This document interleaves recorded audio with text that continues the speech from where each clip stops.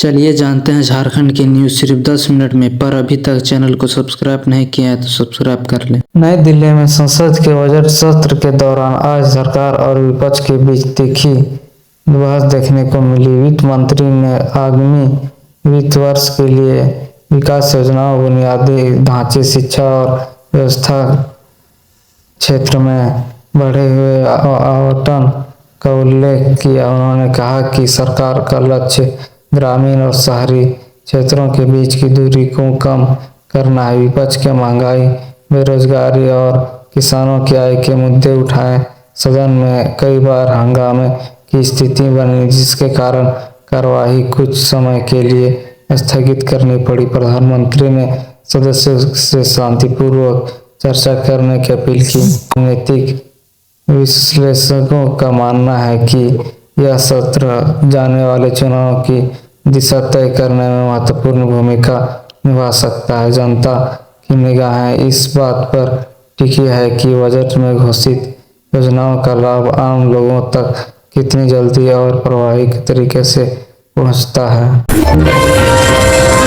भारत और अमेरिका के बीच रक्षा सहयोग को लेकर एक नई समझौता बैठक आयोजित की गई है। इस बैठक में दोनों देशों के रक्षा मंत्रियों ने भाग लिया और क्षेत्रीय सुरक्षा, समुद्री सहयोग तथा तकनीकी आदान प्रदान पर चर्चा की।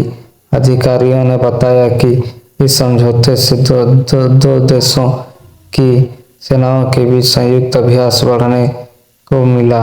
अत्याधुनिक तकनीकी साझा की जाएगी। विशेषज्ञों का मानना है कि इस साझेदारी से हिंद प्रशांत क्षेत्र में संतुलन बनाए रखने में मदद मिलेगी। बैठक के बाद जारी संयुक्त बयान में आतंकवाद के खिलाफ मिलकर कार्रवाई करने पर भी जोर दिया गया है। व्यापार और तकनीकी क्षेत्र में भी सहयोग बढ़ाने पर सहमति बनी हुई है। इस कदम को दो देशों के बीच के राजनीतिक संबंधों को मजबूत करने की दिशा में महत्वपूर्ण माना जा रहा है। मुंबई में आज शेयर बाजार में जबरदस्त तेजी देखने को मिली। प्रमुख सूचकांक हरे निशान में बंद हुआ और निवेशकों में उत्साह दिखाई गई। विशेषज्ञों का कहना है कि वैश्विक बाजारों से मिले सकारात्मक संकेतों और घरेलू निवेश में वृद्धि के कारण यह उछाल आया है। आईटी, बैंकिंग और ऑटो सेक्टर के शेयर में खास बजट दर्ज की गई। विदेशी निवेशकों ने भी बाजार में पूंजी लगाई, जिसके कारोबार में मजबूती आई। हालांकि कुछ विश्लेषकों के निवेशकों को सतर्क रहने की सलाह दी गई है, क्योंकि अंतर्राष्ट्रीय परिस्थितियों में अचानक बदलाव से बाजार प्रभावित हो सकता है। छोटे निवेशकों के लिए दीर्घकालिक निवेश रणनीति अपनाने की सलाह दी गई है। कुल मिलाकर बाजार का आज का प्रदर्शन अर्थव्यवस्था में विश्वास का संकेत माना जा रहा है। उत्तर भारत में कई राज्यों पर शीतलहर का असर बना हुआ है। मौसम विभाग के अनुसार अगले कुछ दिनों तक तापमान सामान्य से नीचे रह सकता है। सुबह के समय घन कोहरा छाने से यातायात प्रभावित हुआ। कई ट्रेनें और उड़ानें तेजी से चली। प्रशासन ने लोगों को सावधानी बरतने और अनावश्यक यात्रा से बचने की सलाह दी है। स्कूलों के समय में बदलाव किया गया है ताकि बच्चों को ठंड से बचाया जा सके। डॉक्टरों ने बुजुर्गों और बच्चों को विशेष ध्यान रखने की चेतावनी दी है। राहत की बात यह है कि दिन में धूप निकलने से कुछ राहत मिल रही है। मौसम विभाग ने किसानों को भी फसलों की सुरक्षा के उपाय अपनाने की सलाह दी है। भारतीय क्रिकेट टीम ने कल खेले गए अंतर्राष्ट्रीय मुकाबले में शानदार प्रदर्शन करते हुए विरोधी टीम को हराया।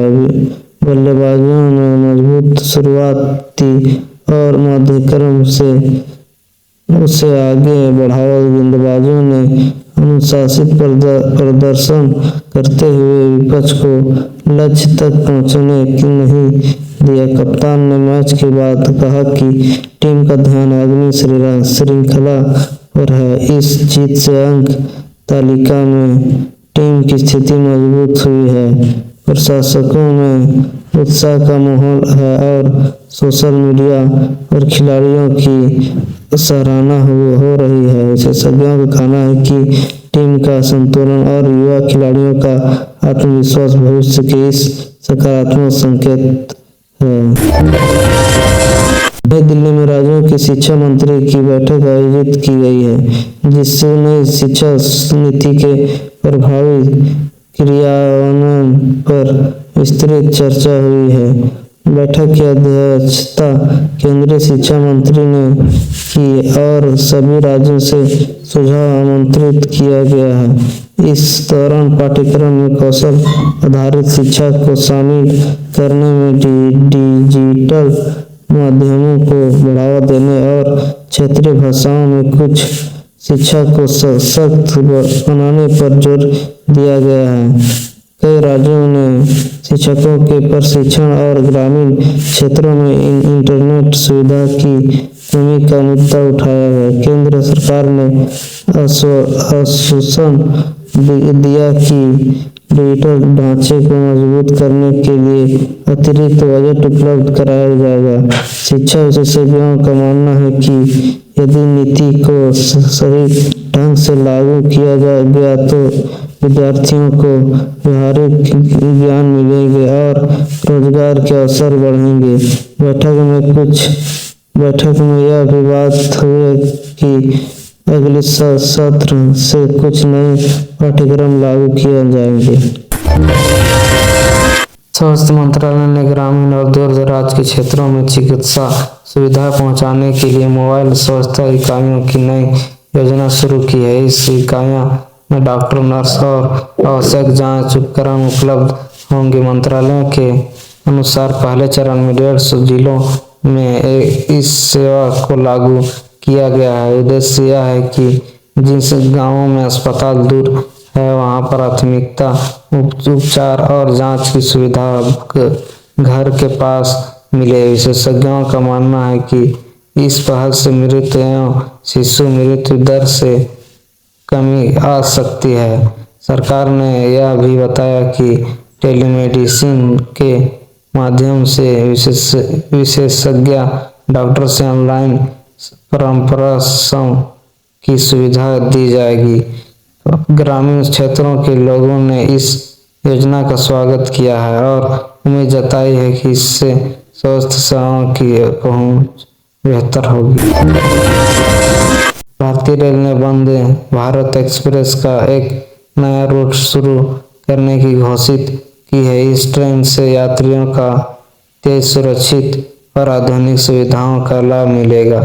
रेलवे अधिकारियों के ने अनुसार यह ट्रेन प्रमुख शहरों के बीच कम समय में यात्रा पूरी करेगी।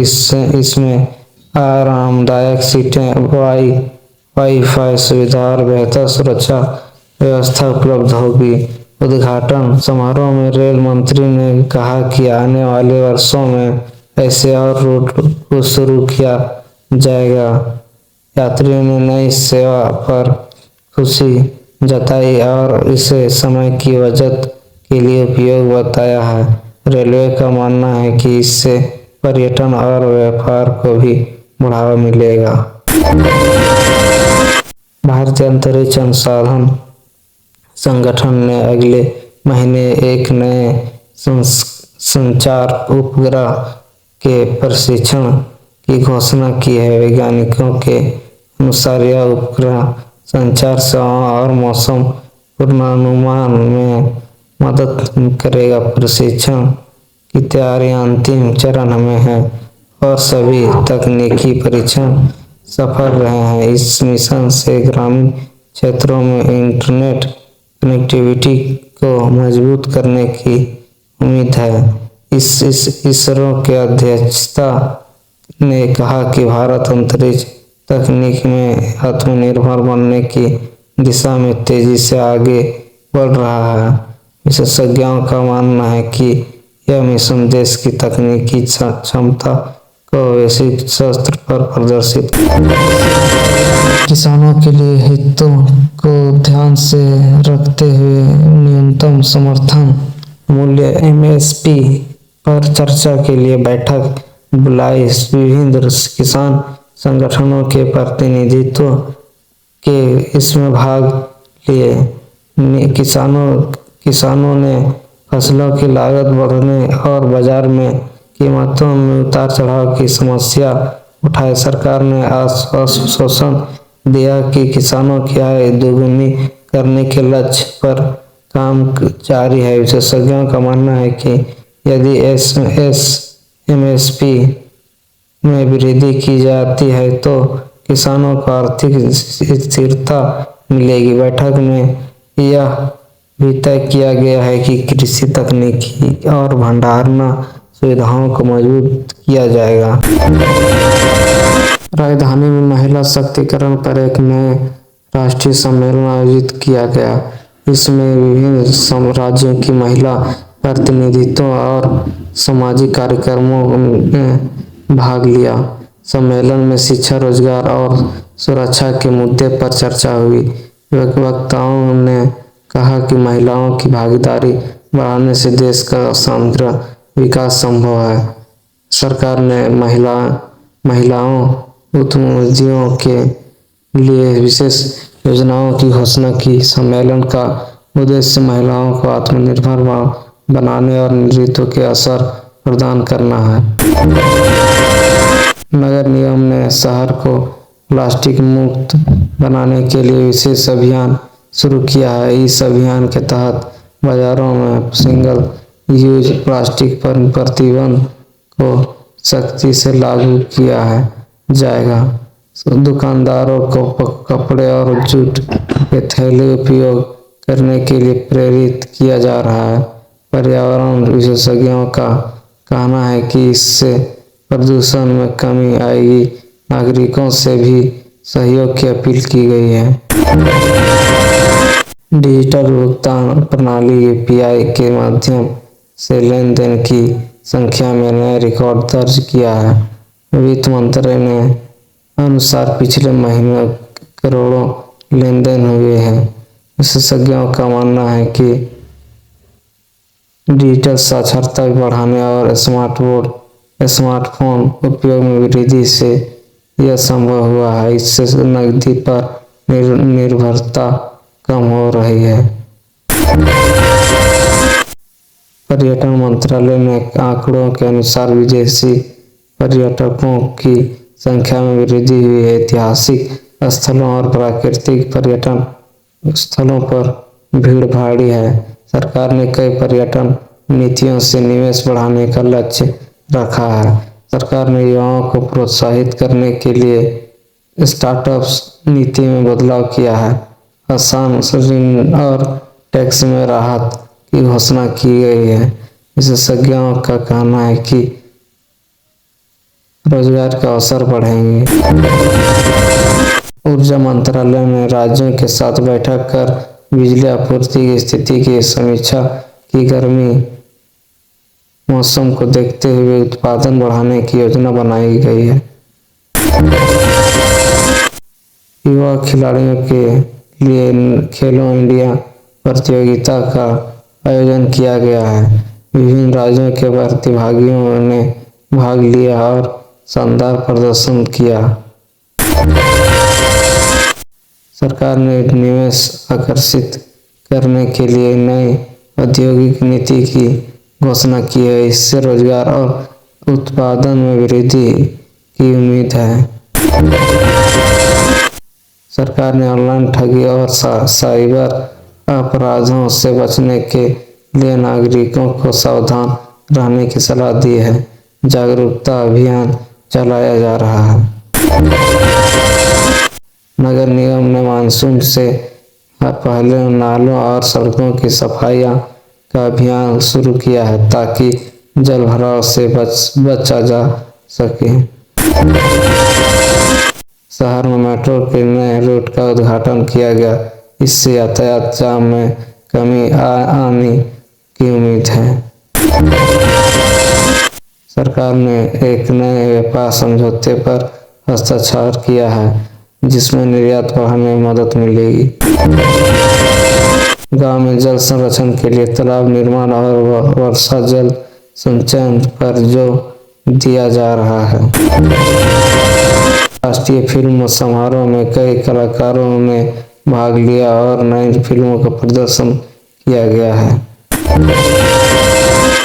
राज्य स्तर पर आयोजित रोजगार मेले में हजारों युवाओं ने भाग लिया। कई कंपनियों ने मौके पर ही चयन प्रक्रिया पूरी की। सरकार का दावा है कि ऐसे योजनाओं से बेरोजगारी कम करने में मदद मिलेगी।